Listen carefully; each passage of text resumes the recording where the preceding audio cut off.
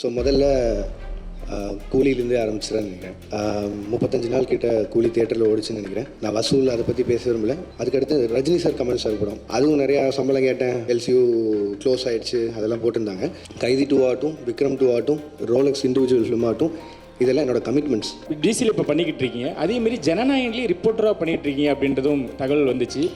H வினோதனாவும் விஜயனாவும் ஒரு நாள் கூப்பிட்டாங்க. ஸோ அது கேமியா பண்ணேன். இந்த சென்சார் இஷ்யூ கூலிலையும் ஏ சர்டிஃபிகேட் வந்திருந்தது, ஜனநாயகன்லையும் அது பாதிக்கப்பட்டிருக்கு. அது எப்படி சார் பார்க்குறீங்க இந்த 2 கொஸ்டின்? சென்சார் பண்ணி முடிச்சோன்னே தி அட்வைஸ் வித் 35 கட் சொன்னாங்க. 35 கட் அப்படின்னா அது படமாகவே இருந்திருக்காது. உங்கள் படங்களில் நிறைய வன்முறை இருக்குது, வெட்டு குத்து ரத்தம் குரூரெல்லாம் இருக்குது. இது வந்து சமூகத்துக்கு நல்லது இல்லை. லோகேஷ் கனகராஜ் ஒரு மனநல டாக்டர் கூட பார்க்கணும் அளவுக்கு உச்சமாக கமெண்ட் வந்தது. அதை பற்றி என்ன நினைக்கிங்க? நான் மனநல மருத்துவமனைக்கெலாம் போகல, நான் டேரக்டர் ஆகணும்னு முடிவு பண்ணி தான் இங்கே வந்தேன். நீங்கள் தேட்டருக்குள்ளே வந்ததுக்கு நான் உங்களை என்கேஜாக வச்சுக்கணும்னு நினைக்கிறதே எனக்கு அவ்வளோ பெரிய சேலஞ்சாக இருக்குது. இப்போ எனக்கு ஒரு பொறுப்பு இருக்கணும்னு சொல்கிறீங்களே, இருக்குது, சமூக பொறுப்பு இருக்குது. ஓகே, நான் வயலன்ஸ் கம்மியாக பார்க்குறவங்களுக்கும் அந்த பொறுப்பு இருக்கணும்லண்ணே. அதையும் மீறி உங்களை ஒரு சினிமா ஒரு 2.5 மணி நேரம் பொழுதுபோக்கு படம் உங்களை மாற்றுதுன்னா மனசார நம்ம எவ்வளோ வீக்காக இருக்கும். அப்போ நாளைக்கு எதில் வேணாலும் இன்ஃப்ளூயன்ஸ் ஆகும்ல. லோகேஷ் கனகராஜோட படங்கள் வந்து ட்ரக் அப்யூஸ் நிறைய இருக்குது. ஏன்னா இது ரொம்ப நாளாக இந்த அலிகேஷன் சொல்லிட்டு இருக்காங்க. நான் பண்ண எல்லா படங்கள்லையுமே ட்ரக்கு வந்து இப்படி எடுத்துக்கிட்டால் இந்த மாதிரி ஆயிடலாம், சந்தோஷமாக இருக்கலாம் அப்படின்னு நான் சொல்கிறேன். எங்கேயுமே நான் சொல்ல சார். அது எப்படி 18 வயசு கீழே இந்த உனக்கு ஆகல, நீ தேட்டருக்குள்ளே போகாதன்னு சொல்கிற முடியுதோ, எப்படி வந்து சாராயமும் பீடியும் அவன் கையில் கிடைக்குதுன்னு. சார் இது மட்டும் இல்லை சார், என் சைடில் இதுக்கு நான் தான் பேசி ஆகணும். வெறுமனே இப்படி சொல்லிட்டு போயிடலாம், கமர்ஷியலாக வந்துட்டான், ட்ரக்ஸை வச்சு படம் பண்ணிட்டான். இல்லை சார், எவ்வளோ தூரம் சே நோ டு ட்ரக்ஸ் கேம்பெயினுக்கு நான் சப்போர்ட் பண்ணிகிட்டு இருக்கேன்னு எனக்கு தான் தெரியும். என் சைடில் அவ்வளோ கேம்பெயின்ஸ் நடந்துட்டுருக்கு. ஸோ இது எல்லாமே என் சைட்லேருந்து நான் பண்ணிகிட்ருக்கேன் சார். இது வெறும் ஜஸ்ட் ஒரு சினிமாக்காக பண்ணணும் இல்லை. பட் ஆனால் நான் என்ன சொன்னாலும் நல்லதை கேட்கவே மாட்டோம், நான் கெட்டதை மட்டும்தான் பார்ப்போன்னு சொல்லியிருந்தா நானும் என்ன தான் சார் பண்ண முடியும். மேபி நான் பண்ணாமல் விட்டுறேன், அதனால பண்ணாமல் விட்டால் சொசைட்டி மாறிடும்னா அது குட் தான். நான் அது பண்ண போகிறது.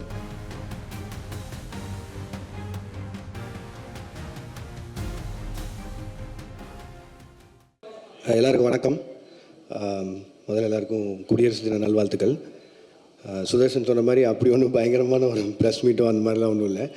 எனக்கு இந்த கூலி ரிலீஸ்க்கு அப்புறம் உங்களை யாரையுமே சந்திக்கல. யூஸ்வலாக ஒரு படம் ரிலீஸ் ஆனதுக்கப்புறம் ஏதோ ஒரு தேங்க்ஸ் மீட்டோ, சக்ஸஸ் மீட்டோ இல்லை ஏதோ ஒரு வகையில் சந்திச்சிருவேன்.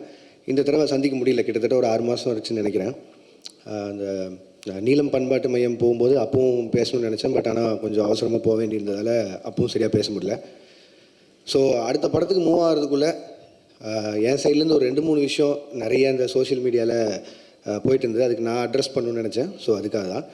ஸோ முதல்ல கூலியிலேருந்தே ஆரம்பிச்சிடறேன்னு நினைக்கிறேன். முதல்ல மக்களுக்கு நன்றி. 35 நாள் கிட்ட கூலி தியேட்டரில் ஓடிச்சுன்னு நினைக்கிறேன். நான் வசூல் அதை பற்றி பேச விரும்பல. ஒரு லாபகரமான படம்னு சன் பிக்சர்ஸ் சொன்னாங்க. அண்ட் 1000 விமர்சனங்களை தாண்டி அந்த படம் 35 நாள் ஓடினதுக்கும் இல்லை இவ்வளோ தூரம் வசூல் பண்ணதுக்கும் மக்களுக்கு மிகப்பெரிய நன்றி. அண்ட் பத்திரிகையாளர்களுக்கு நன்றி. அண்ட் யூடியூபர்ஸ் எந்தெந்த வகையில் அந்த படத்தை பற்றி பேசினாங்களோ, மீம் கிரியேட்டர்ஸ், ரிவ்யூவர்ஸ், கிரிட்டிக்ஸ் எல்லாருக்குமே ஒரு மிகப்பெரிய நன்றி. அதில் வந்த கிரிட்டிக்ஸ் வந்து நிறைய விஷயங்கள் என்னை யோசிக்க வச்சுருக்கு. எப்படின்னா, ஸோ இதுதான் எங்கிட்ட எதிர்பார்க்குறாங்க, இந்த மாதிரி கதை சொல்கிறது தான் எதிர்பார்க்குறாங்கிற வரைக்கும் நிறைய விஷயம் நானும் அதில் லேர்னிங்காக எடுத்திருக்கேன். அண்ட் அதை என்னோடய அடுத்தடுத்த படங்களில் அவ்வளோ தூரம் விமர்சனங்கள் இல்லாத படங்களை தர முயற்சி செய்வேன். நன்றி. அண்ட் அதுக்கடுத்து ரஜினி சார், கமல் சார் படம், அதை பற்றியும் நிறைய விமர்சனங்கள் போயிட்டு இருந்தது. என்ன எது கிளாரிட்டி இல்லைன்னா அதை பற்றியும் என் சைட்லேருந்து ஒரு கிளாரிட்டி கொடுத்துருன்னு ஆசைப்பட்டேன். கூலி ரிலீஸ் ஆகிற டைமில் 2 பேருமே மீட் பண்ணேன். அண்ட் 2 பேருமே இந்த மாதிரி ஒரு படம் பண்ணலான்னு சொன்னாங்க. எனக்கு அது மிகப்பெரிய ஆப்பர்ச்சுனிட்டி. கிட்டத்தட்ட 46 வருஷம் கழித்து 2 பேர் ஒன்று சேர்றாங்க அப்படின்னா, அவங்க வந்து என்னை டைரக்ட் பண்ண சொல்லி கேட்டதே எனக்கு பெரிய விஷயமா இருந்தது. ஆனால் எனக்கு அப்போ கைதி 2 இருந்தது. கைதி 2 தான் என்னோட இமீடியட் நெக்ஸ்ட் ஃபிலிமாக இருந்தது.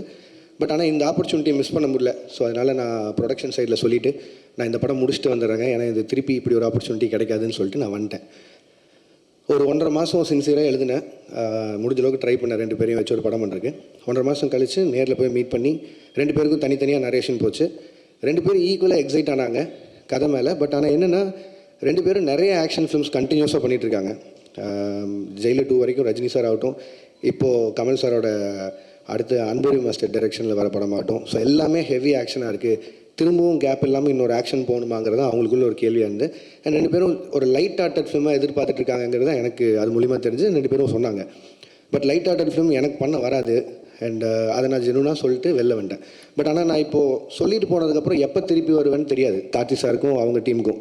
ஸோ அதனால் அவருக்கு கைதி 2 இருந்த ஸ்லாட்டுக்கு இன்னொரு டைரக்டர் கொடுத்தாரு. இதுதான் ஆக்சுவலாக நடந்தது.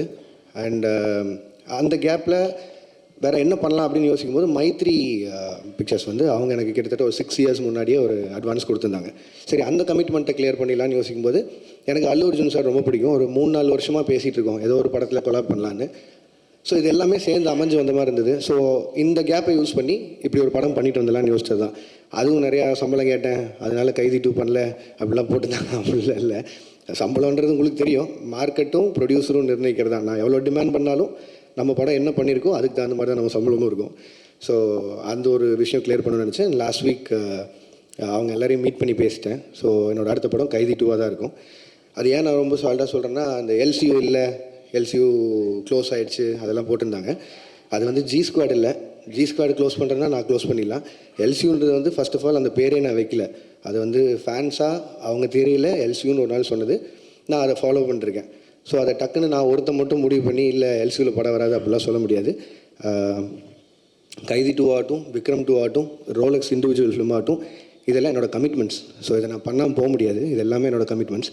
ஸோ அதனால் எல்சியூ மூடப்படல, திருப்பி ஓப்பன் ஆகும். இந்த அல்லு அர்ஜுன் சார் படம் முடிச்சோன்னே அது இப்போ தான் ஆக்சுவலி ப்ராப்பராக ஓப்பன் ஆகும்னு நினைக்கிறேன். அண்ட் அதுக்குள்ளே ப்ரொடக்ஷனில் பென்ஸ் இருக்குது, அதுவும் எல்சியூக்குள்ளே தான் வருது. ஸோ ஏதோ ஒரு பாயிண்டில் எல்சியூ சம்மந்தமான படங்கள் வந்துகிட்டே இருக்கும். அண்ட் இதுதான் மொத்த clarity. And Aamir Khan sir படத்தை பற்றியும் சொன்னாங்க. ஆமீர் கான் சாரும் நானும் ஒரு படம் பண்ணுறதா இருந்து இப்போவும் பேசிட்டு தான் இருக்கோம். இத்தனை கமிட்மெண்ட்ஸ் எனக்கு இருக்குது, அவருக்கும் நிறைய கமிட்மெண்ட்ஸ் இருக்குது. ஸோ அது எப்போன்னு தெரில, பட் ஸ்டில் அது பேசிகிட்டு இருக்கோம். அண்ட் அவ்வளோதான், இதுதான் நான் மேஜராக அட்ரஸ் பண்ணணும்னு நினச்சேன். ஏன்னா இதுக்கு நான் ஒரு பாயிண்டில் பதில் சொல்லி ஆகணுன்ட்டே இருந்தது. ஏன்னா ஒரு சைடு 2 சைடில் எல்லா பக்கமும் பேசிட்டே இருக்காங்க. ஸோ என்னோடய சைட்லேருந்து ஒரு கிளாரிட்டி கொடுத்துட்டு நான் அடுத்த படத்துக்கு மூவ் ஆகணுன்ட்டு இருந்தது. ஸோ அதனால தான் இந்த press meet. And thank you so much எல்லோரும் வந்ததுக்கு. உங்களுக்கு எதாவது கேள்விகள் இருந்ததுன்னா கேட்கலாம். வாழ்த்துக்கள். First thanks ma'am. Acting ventures பற்றி பேசவே இல்லையே. அதான் மேம் இப்போ தான் ஆரம்பிச்சிருக்கு, ஒரு 2 ஸ்கெடியூல் முடிஞ்சிருக்கு. அது அருண் பேசினா நல்லாயிருக்கும்னு நினைக்கிறேன், அதனால் நான் பேசுவேன்னு நினைக்கிறேன். இன்னொரு 25 days பேலன்ஸ் இருக்குது. அந்த படம் ஷூட் முடிச்சுட்டு நான் அடுத்து அல்லு அர்ஜுன் சார் படத்துக்கு மூவ் ஆகிடும். லோகேஷ் சார், உங்களுக்கு நடிக்கிறது ஈஸியாக இருக்கா, டைரக்ஷன் பண்ணுறது ஈஸியாக இருக்கா? எல்சியூவில் தனுஷ் சிம்புலாம் சேர்த்துக்கு வாய்ப்பு இருக்கா சொல்லுங்கள். ஏங்க இவ்வளோ கேள்வி நடிக்கிறது அவ்வளோ ஈஸியாக இல்லைங்க, கஷ்டமாக தான் இருக்குது எனக்கு தெரிஞ்சு. அதான் நான் புதுசாக ஏதாவது கற்றுக்கணும், சும்மா இருக்க டைம் இப்படி ஏதாவது செலவு பண்ணணும்னு சொல்லி பார்த்தது தான். அண்ட் அருணுக்கு எனக்கு கம்ஃபர்ட் இருந்தது, ஃப்ரெண்டு வேறு. ஸோ அதனால் ஈஸியாக அந்த படம் பண்ணிட முடியும்னு நினச்சேன். பட் ஆனால் அவ்வளோ ஈஸி இல்லை, கஷ்டம் தாங்க அது. திருப்பி அது கன்டினியூ பண்ணுவோமா இல்லையாலாம் தெரியல. இப்போ சொன்னேன்ல இவ்வளோ லைனப் இருக்குது, ஸோ அதெல்லாம் பண்ணணும். ஸோ தெரிலங்க. Lokesh. Hello. Hi. Yes sir. So initial daysல like lot of positive reviews வந்தது. லைக் நிறைய உங்களுக்கு நீங்கள் தான் மோஸ்ட் செலிபிரேட் டேரக்டர் அப்படிங்கிற மாதிரிலாம் நிறைய போயிட்டு இருந்தது. ரீசெண்டாக நெகட்டிவ்ஸும் இருக்குது, லைக் ஹேட்ரடும் இருக்குது. So handling both these things different spectrum, like அதை எப்படி பார்க்குறீங்க, like how you handle those? இல்லைங்க, நான் அதான் முன்னாடி இருந்தே நான் சொல்கிறது ஒன்று தான். நான் அதை எதுவும் பர்சனலாக எடுத்துக்க மாட்டேன், ஏன்னா அது என்னோடய வேலை. இப்போ வந்து என்னோடய ஃபஸ்ட்டு படம் இல்லை கூலி, என்னோடய ஃபஸ்ட்டு படம் மாநகரம். கிட்டத்தட்ட 9 வருஷமாக எவ்வளோ பாராட்டுகள் வாங்கியிருப்பேன்னு எனக்கு தெரியும். அவ்வளோவோ பாராட்டிட்டு இருந்திருக்காங்க. டக்குன்னு விமர்சனம் வரும்போது அதை மட்டும் நான் ஒத்துக்க மாட்டேன்னு சொல்கிறது நியாயம் இல்லை. அண்ட் படங்கிறது மக்களுக்காக, அது அவங்களுக்கு காட்டும்போது விமர்சனம் வரும்போதும் அதை ஏற்று தான் ஆகணும்.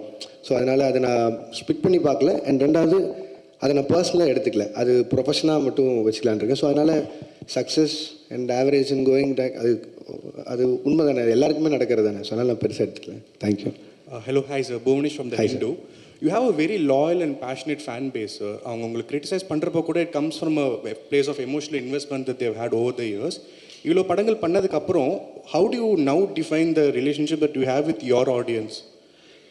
இல்லைங்க, அவங்க ஜெனுவனாக பேசுகிறதுல it is not just criticism, but அதில் ஏதோ ஒரு அக்கறை இருக்குதுன்னு நான் பார்க்குறேன். இப்போ நான் எக்ஸாம்பிளாக தான் சொல்கிறேன், ஒரு 10 ஃப்ரெண்ட்ஸ் இருக்காங்கன்னு வைங்களேன், அதில் எல்லாமே சரின்னு சொல்லிட்டு யாரோ ஒருத்தர் மட்டும் இல்லைடா நீ செய்கிறது தப்புன்னா அவன் உண்மையிலேயே ஃப்ரெண்டுன்னு நினைக்கிறேன். அந்த லாயல் பேஸ் ஆஃப் ஃபேன்ஸாக இருக்காங்கன்னு நான் நினைக்கிறேன். ஸோ அதனால் I'm very happy about them. Sir Akshay from the new Indian express. நீங்கள் ஒரு ஃபியூ இயர்ஸ்க்கு முன்னாடி வந்து சொல்லியிருந்தீங்க, இந்த மாதிரி எனக்கு ப்ராஜெக்ட்ஸுக்கு நடுவில் வந்து கொஞ்சம் ஸ்பேசிங் பண்ணணும், so that I can write அப்படின்ற மாதிரி சொல்லிட்டு, இப்போ நீங்கள் அடிஷ்னலாக வந்து ஆக்டிங்கும் பண்ணுறீங்க. So doesn't that defeat the purpose? இல்லைங்க, அப்படி பார்த்தா I can take lot of breaks. But பிரச்சனை என்னென்னா, இப்போ சொன்ன இந்த கமிட்மெண்ட்ஸ் எல்லாம் இருக்குல்ல, இது எல்லாமே ஒரு டைம் லைனில் இப்படி போகும்னு நினச்சி பண்ணுறோம். அது நடக்காமல் போகும்போது நம்மளுக்காக வெயிட் பண்ணுற ஹீரோஸ் இருக்காங்க, நமக்காக வெயிட் பண்ணுற ப்ரொடியூசர்ஸ் ஆகிடுறாங்க. ஸோ அதில் நிறைய அவங்களோட ஃபண்ட்ஸ் இன்வால்வ் ஆகுது. ஸோ என்னோடய பிரேக்ஸ் வந்து அதில் அப்படி ஆகாது. அண்ட் இது நான் மெயினாக பண்ணணும்னு நினச்சது காரணம் என்னென்னா, ஆஃப்டர் கூலி ஐ நோ ஐல் டேக் ஒரு 7-8 months பிரேக்குன்னு சொல்லி. ஸோ அந்த கேப்பில் ஒன்று பண்ணலான்னு யோசிக்கும் போது தான், அண்ட் அருண் எக்ஸ்பிளைன் பண்ணும்போதும் இந்த ஃபிலிமுக்கு ஒரு 60 days போதும் அப்படிங்கிற மாதிரி இருந்தது. ஸோ அதனால் என்னால் ஈஸியாக பண்ணிட முடியும். எதிர் வேறு எங்கேயாவது ஒரு வெக்கேஷன் போகிறதுக்கு பதிலாக இதில் போனால் கொஞ்சம் அப்சர்வ் பண்ணலாம், கற்றுக்கலாங்கிற ஒரு பாயிண்ட் தான். பட் இப்போ நம்ம ஏற்கனவே எழுதி வச்சிருந்த கதைனா அவ்வளோ ஒர்க் பண்ண தேவையில்லை. ஐ மீன் இப்போதைக்கு அதை எவ்வளோ தூரம் கான்டெம்பரரி அடாப்ட் பண்ண முடியுமோ அதுக்கு மட்டும் பண்ணிட்டு போயிடலாம். புதுசாக போய் ஃப்ரெஷ்ஷாக ஒரு கதை எழுதணுன்னா பிரச்சனை தான். ஸோ இந்த வயசில் ஓடி பார்த்தலாங்க தான். Lokesh sir, Yes, ma'am. Abhirami from Dinamalar. Hi, ma'am. First of all, thanks and appreciation for this clarification. ஏன்னா இந்த கிளாரிஃபிகேஷன் இல்லாமல் நிறைய உங்களை பற்றி போயிட்டே இருந்தது. Welcome ma'am. Thank you so much for that. இப்போ நீங்கள் ஆக்டிங்கில் மறுபடியும் இது டிரெக்ஷன்லேருந்து ஆக்டிங்க்கு வந்திருக்கீங்க. To you have any idea to extend this acting? ஏன்னா இப்போ 2 schedule முடிச்சிருக்கேன்னு சொல்லியிருக்கீங்க. ஸோ திரும்ப ஆக்ஷன் பண்ணலாமா, நடிக்கலாமா, இல்லை நீங்கள் டைரக்ஷனுக்கே திரும்பி போயிடலாம் அப்படின்னு முடிவு? இல்லை மேம், திரும்பி போகிறக்கான விஷயமே இல்லை. இடையில ஸ்கூலில் லீவ் விட்ட மாதிரி தான். அந்த கேப்பில் ஓடி போய் இதை நடிச்சுட்டு வந்துட்டேன். பட் ஆனால் என் ப்ரொஃபஷன் டைரக்ஷன் தான் மேம். நான் அதில் தான் இருக்க போகிறேன். இதே மாதிரி திருப்பி ஒரு 6 மாதம் படங்களுக்கு நடுவில் கேப் வந்து ஒரு சின்னதாக யாராவது ஒரு கதை எடுத்தால் நடிக்கலாமா. பட் இப்போதைக்கு அந்த எண்ணெல்லாம் இல்லைங்க. அருண் படம் முடிச்சுட்டு டைரக்ஷன் போவோம். Okay, best wishes. Thank you ma'am. Sir, Allu Arjun படம் இரும்பு கை மாயாவியா? சார், இரும்பு கை மாயாவி அந்த கதை தான் அல்லு அர்ஜுன் பண்ணுறேன். இல்லை சார், அது வந்து இப்போ தான் அனௌன்ஸே பண்ணியிருக்காங்க சார் அந்த படத்தை பற்றி. ரெண்டாவது அவங்க ப்ரொடியூசர் சார்பாக அவங்க சைட்லேருந்து வர அனௌன்ஸ்மெண்ட் வர வரைக்கும் மட்டும் வைக்கலாம். இப்போதைக்கு ஒரு படம் பண்ணுறோம் sir. Lokesh sir. Yes sir. Sir, அதாவது கூலி படம் ரிலீஸ்க்கு முன்னால் நீங்கள் சில இன்டர்வியூஸ்லாம் கொடுத்தீங்க. அதை வந்து ஆடியன்ஸ் பாயிண்ட் ஆஃப் வியூவில் வந்து அது ஒரு எக்ஸாஜரேஷன்னு நினச்சிட்டு அதை பற்றி சோஷியல் மீடியாவில் வந்து உங்களை பற்றி நெகட்டிவிட்டியோடு பேச ஆரம்பித்தாங்களான்ற மாதிரி தான் தோணுது. அது உண்மையிலேயே என்ன தான் நடந்துச்சு சார்? நீங்கள் சொன்னது என்ன, செஞ்சது என்ன, மக்கள் மத்தியில் எப்படி போய் சேர்ந்துச்சு சார்? இப்போ நான் சொன்னாலும் திருப்பி அதான் நடக்க போகுது சார். நான் வந்து ஒரு படத்தோட கலெக்ஷனை பேஸ் பண்ணி ஒரு படம் பண்ண முடியாதுங்கிறது அது என்னோட ஐடியாலஜி. சினிமாவை நான் 1000 கோடி சம்பாரிச்சு காட்டுறேன்னு ஒரு படம் எழுதவே முடியாது. நான் அதான் முன்னாடின்னு சொல்கிறேன். பட் ஆனால் என்னென்னா, நம்ம டெக்னீஷியன்ஸும் நம்ம கூட இருக்கவங்க யார் எவ்வளோ சொன்னாலும் அவங்க அந்த படத்து மேலே இருக்க எக்ஸைட்மெண்ட், ரஜினி சார் மேலே இருந்த எக்ஸைட்மெண்ட், அவ்வளோ ஸ்டார்ஸை பார்த்த எக்ஸைட்மெண்ட்டில் இந்த 1000 கோடிங்கிற பிரச்சனையை ஆரம்பிச்சிடுவாங்க ஸ்டார்டிங்லேருந்து. இப்போ அதனால் 500 கோடிக்கு சம்பாரிச்ச படம் கூட இப்போ வந்து நான் பதில் சொல்கிறது அங்கே ஆயிடுச்சு. கிரிட்டிசிசம் அதெல்லாம் வெட்டலாம். பட் ஆனால் கொடுத்த இன்டர்வியூஸுமே சரி, நான் இதை ரொம்ப ஸ்ட்ரெஸ் பண்ணியே சொல்லிட்டு இருந்தேன். இந்த மாதிரி 1000 கோடிங்கிறத ப்ரெஷரைஸ் பண்ண வேணாம், அப்படி ஒரு படமாக எக்ஸ்பெக்ட் பண்ணாதீங்க. ஒரு commercial film Rajini sir enjoy பண்ணுற மாதிரி ஒரு படம் இருக்கும் தான் நான் முன்னாடி இந்த எல்லா இன்டர்வியூலையும் சொன்னேன். பட் எனக்குமே வந்து ஏதோ ஒரு பாயிண்டில் ஒரு டிரான்ஸ்பரன்சி, ஒரு அளவை மெயின்டைன் பண்ணுங்கிறது நான் இந்த படத்துலேருந்து என்னோடய லேர்னிங்காக இருக்க போகுது. ஏன்னா எவ்வளோ பேசினா போதும். ஏன்னா நான் ரொம்ப கனெக்ட் ஆகி நிறையா ஃப்ரெண்ட்ஸோடு உட்காந்து பேசுகிற மாதிரி பேசிடுறேன். அது வந்து ரொம்ப எக்ஸாஜரேட் ஆன மாதிரி ஆகிடுது. ஸோ படம் ரிலீஸ்க்கு அப்புறம் அதுவே எனக்கு பேக் ஃபயர் ஆகிற மாதிரி ஆகிடுது. ஸோ நான் இதுக்கு மேலே வரும்போது கொஞ்சம் டிரான்ஸ்பரன்சி மெயின்டைன் பண்ணிக்கணும்னு நினைக்கிறேன். சார், இதோட கண்டினியூஷனாக நான் கேட்குறேன். It is not only because of you. நீங்கள் ஒருத்தர் கொஸ்டினில் நிறைய செலிபிரிட்டிஸ்க்கு வந்து இந்த ஐடி விங் ஆட்டம் வச்சுருக்காங்க sir. They have a social media team ஆட்டம். அந்த டீமை அட்மினிஸ்ட்ரேட் பண்ணுறவங்க வந்து அவங்க போடக்கூடிய சில ட்வீட்ஸோ இல்லை சோஷியல் மீடியாவில் போடக்கூடிய பதிவோ இட் பிகம்ஸ் அ பேக் ஃபயர்ன்ற மாதிரி ஆகிடுது. ஏன்னா உங்களை பற்றி நீங்கள் சொல்லாதே எக்ஸாஜரேட் பண்ண மாதிரி ஒரு படம் வந்து உங்களன்னு சொல்லலை, இன் ஜென்ரல் நான் ஆஸ்கிங். ஒரு படம் ரிலீஸ்க்கு முன்னாடி இது வந்து 500 கோடி கலெக்ஷன் ஆகும், 1000 கோடி கலெக்ஷன் ஆகும்னு அந்த ஐடி விங் போடுறதுனால கடைசியில் அது வந்து 200 கோடி தான் ஆச்சுன்னா அது அப்படியே ட்ராபேக் ஆகிடுது. அது எப்படி பார்க்க சார்? அது நான் எப்படி சார் சொல்ல முடியும்? இது வந்து இது ஃபேன்ஸையும் நீங்கள் தடுக்க முடியாது. அண்ட் சோஷியல் மீடியா இன்றைக்கி உங்களுக்கு எவ்வளோ தூரம் தடுக்க முடியாத ஒரு சக்தி ஆயிடுச்சு. அதில் நீங்கள் ரிவ்யூஸோ எதுவுமே எல்லாமே அவங்கவுங்களோட எண்ணம். அவங்க காசு கொடுக்குறாங்க, படம் பார்க்குறாங்க, எண்ணம் அதை பற்றி போடுறாங்க. அவங்களுக்கு இருக்கிற ஒரு படத்து மேலே இருக்க எக்ஸைட்மெண்ட்டை வச்சு போகிறாங்க. அவங்களுக்கு அந்த எக்ஸைட்மெண்ட் குறைஞ்சிருச்சுன்னா எங்களுக்கு இங்கே வேலையே இல்லை. ஸோ அதனால் அவங்க எக்ஸைட்டடாக இருக்கிறத நம்ம தப்புன்னு சொல்ல முடியாது. அட் த சேம் டைம் இது நீங்கள் சொன்ன மாதிரி இந்த ஐடி விங் வச்சு பேசி எனக்கு அதில் எப்படி நம்பிக்கை இல்லைன்னா, இல்லை எனக்கு புரியுது சார், எனக்கு புரியுது சார். ஒரு படம் நல்லா இருந்ததுன்னா யாருமே தடுக்க முடியாதுன்னு நான் நினைக்கிறேன். நான் அதை ரொம்பவும் நம்புகிறேன்.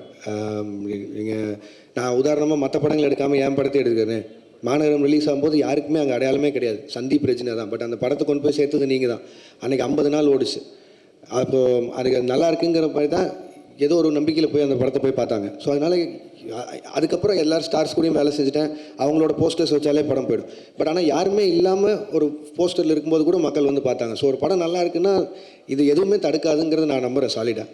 Sir thank you sir okay sir Lokesh sir இப்போ உங்களோட ஃப்யூச்சர் ப்ராஜெக்ட்ஸ் பற்றி நிறைய வந்துட்டுருக்கு செய்திகள். அப்படி ஒன்று வந்தது தான் ஹிந்திக்கு போயிட்டு நீங்கள் அமீர் கானோட பண்ண போகிறீங்க அப்படின்னு சொல்லிட்டு, அது ஃப்யூச்சரில் மெட்டீரியலைஸ் ஆகிறதுக்கு வாய்ப்பு இருக்கா?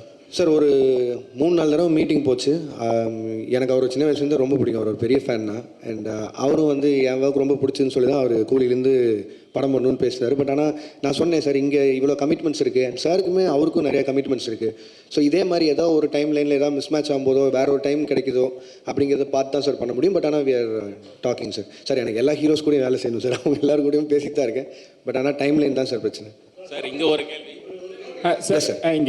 சார் நீங்கள் டிசியில் பண்ணிகிட்டு இருக்கிறதா, டிசியில் இப்போ பண்ணிக்கிட்டு இருக்கீங்க. அதேமாரி ஜனநாயகன்லேயும் ரிப்போர்ட்டராக பண்ணிகிட்டு இருக்கீங்க அப்படின்றதும் தகவல் வந்துச்சு.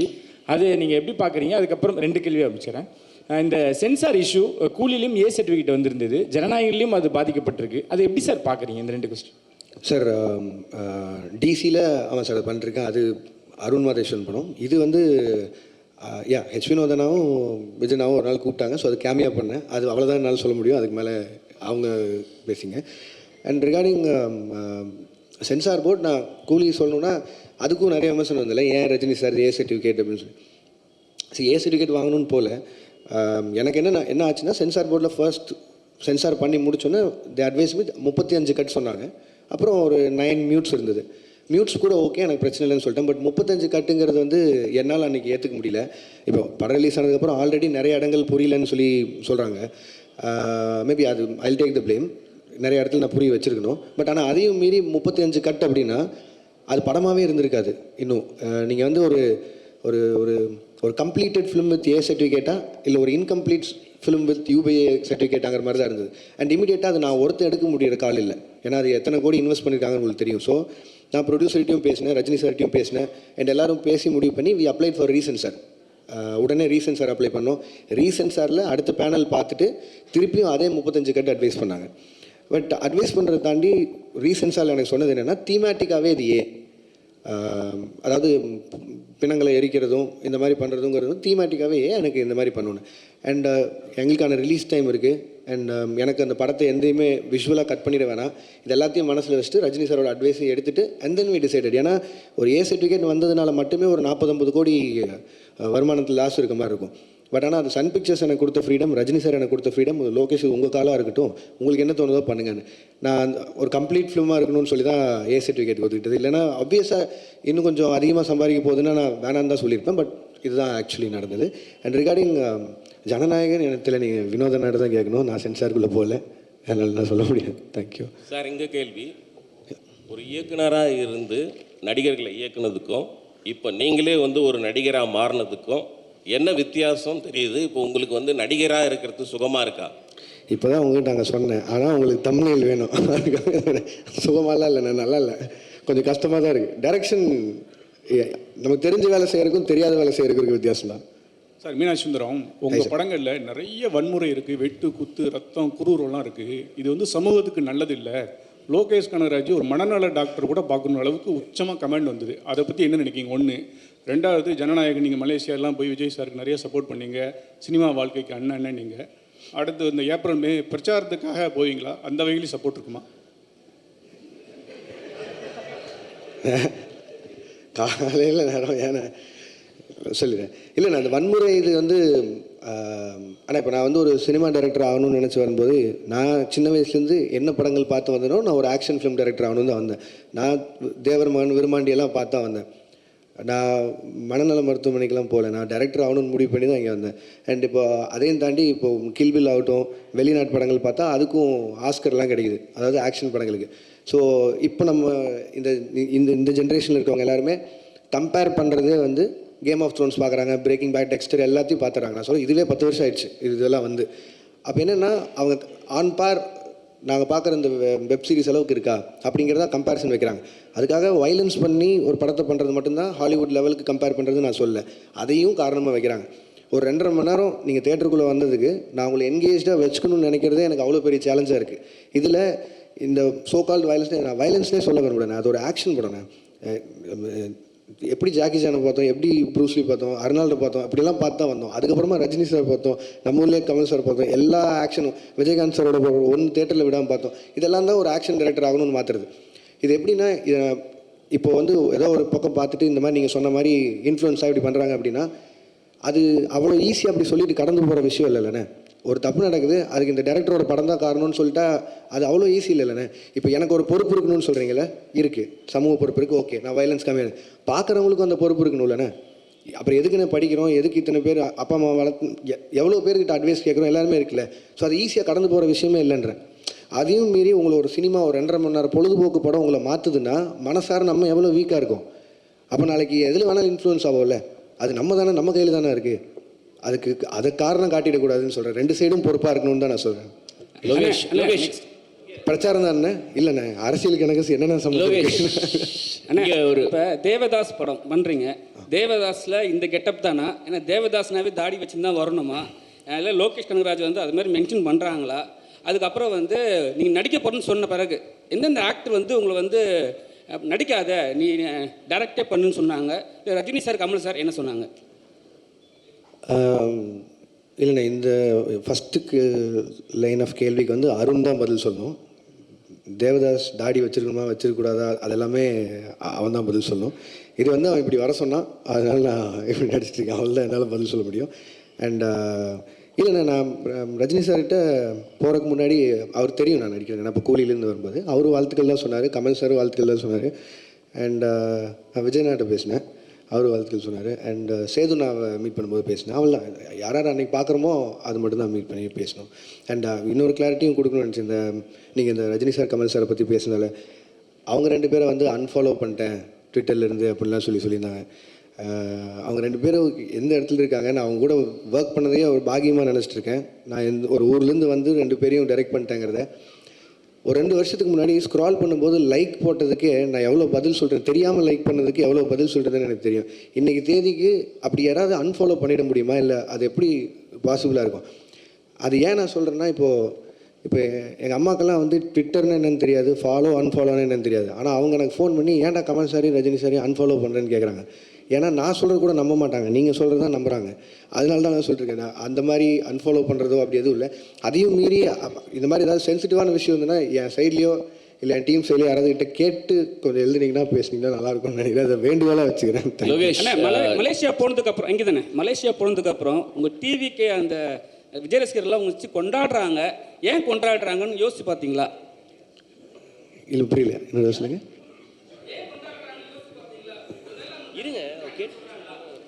இல்லைங்க, நான் அவருக்கு கூட 2 படம் ஒர்க் பண்ணியிருக்கேன். அந்த 2 படமும் அவங்களுக்கு பிடிச்சிருக்கு, அதனால கொண்டாடுறாங்க. என்ன மட்டும் இல்லையே, நெல்சனையும் கொண்டாடினாங்க, அட்லியும் கொண்டாடினாங்க.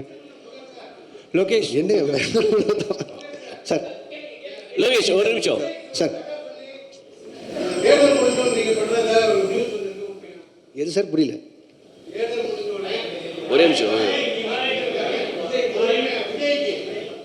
இல்லை சார், அப்படியெல்லாம் எதுவும் நடக்கல சார். இல்லை லோகேஷ் ஒரே ஓகே. நீங்கள் அல்லு அர்ஜுனை வச்சு அட்லியும் பண்ணுறாரு, அல்லு அர்ஜுனை வச்சு இப்போ நீங்கள் லோகேஷ் கனகராஜும் பண்ண போகிறாரு.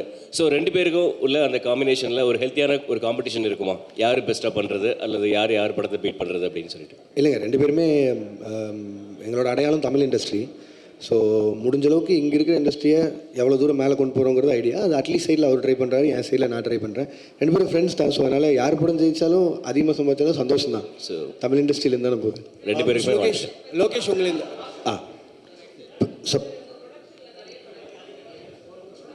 என்னென்ன படங்கள் அப்டேட் பண்ணுங்க சார் உங்கள் ப்ரொடக்ஷன்? எஸ் மேம், அது ப்ரொடக்ஷன் ஐடியாவே வந்து எனக்கு இவங்க பொட்டன்ஷியல் ட்ரீம் வாரியர் பிக்சர்ஸ் அவங்களோட அந்த டைமில் அவங்க கண்டினியூஸாக படங்கள் பண்ணிருந்தாங்களே, மாநகரம், மாயா, அருவி, ஜோக்கர், அந்த மாதிரி. ஸோ அது மாதிரியான ஒரு சின்ன பட்ஜெட்டில் படங்கள் பண்ணுங்கிறது ஆசை. இப்போதைக்கு மிஸ்டர் பாரத்னு சொல்லிட்டு நிரஞ்சன் டைரக்டர் அவர் எடுத்த படம், அது முடிஞ்சிச்சு, போஸ்ட் ப்ரொடக்ஷனில் இருக்குது, ரிலீஸ்க்கு தயாராகிட்டு இருக்குது.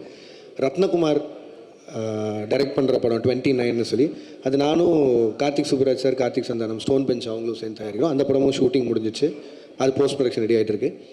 அண்ட் பாக்யராஜ் கண்ணன் டைரக்ட் பண்ணுற படத்தில் வந்து பென்ஸ் அது ஷூட் போயிட்டுருக்கு. அது எனக்கு தெரிஞ்சு பெரிய படம், அதனால் அது கொஞ்சம் இன்னும் கொஞ்சம் நிறையா ஷூட் போகும்னு நினைக்கிறேன். ஸோ இதில் மிஸ்டர் பாரத்தும் பென்ஸும் வந்து நான் மட்டும் ப்ரொடியூசர் இல்லை, என் கூட Sudhan sir and Jagadish bro அவங்களோட கம்பெனிஸும் இன்வால்வ் ஆயிருக்கு. இதான் லோகேஷ் லாஸ்டா ஒரு கேள்வி. உங்களை பற்றி சோஷியல் மீடியாவில் லோகேஷ் எஸ் சார், உங்களை பற்றி சோஷியல் மீடியாவில் ஒரு நடிகையோட சேர்த்து காதல் லவ் அது இதுன்னு வந்துட்டு இருந்தது. இருந்தது சார். இல்லை நீங்கள் ஏதாவது அந்த மாதிரி போயிட்டு இருக்கா? ஃபேமிலியாக போகிறீங்களா? இல்லை சார், இல்லை சார், எனக்கு ஆல்ரெடி ஃபேமிலி இருக்குது சார், நான் இல்லை sir. Second family. Thank you sir, thank you sir, thank you sir. Sir இங்கே சார் ஒரே ஒரு சின்ன கேள்வி என்னன்னா, அது முக்கியமான கேள்வியும்.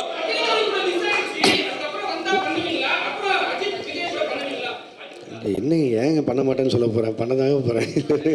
லோகேஷ் ப்ரோ இல்லைங்க, அது மிஸ் ஆகிற தாண்டி இல்லை, என்னால் அப்படி இல்லை. ஒரு அவங்க நான் ஆக்ஷன் படம் பண்ணணும்னு நினச்சேன், பட் ஆனால் அவங்க ஒரு லைட் ஹார்ட்டட் படம் கேட்டாங்க, என்னால் பண்ண முடியல. அது அந்த டைமில் இல்லை, கண்டிப்பாக வேறு யாராவது பண்ணுவாங்கன்னு நினைக்கிறேன். லோகேஷ் ப்ரோ மக்கள் மத்தியில் பேசப்படுற ஒரே ஒரு விஷயம் என்னன்னா, எஸ் சார், இப்போ சமீப காலமாக வளரக்கூடிய படங்களில் இருக்க இயக்குனர்கள் இன்க்ளூடிங் லோகேஷ் கனகராஜ் ஓட படங்களில் வந்து ட்ரக் அப்யூஸ் நிறைய இருக்குது, போதை கலாச்சாரத்துக்கு முக்கியத்துவம் கொடுக்கறதா சொல்லி பரவலான பேச்சு சார். இது நிறைய டாக்டர்ஸ் பேசியிருக்காங்க, அதை பற்றி மக்கள் நிறைய பேர் சொல்கிறாங்க.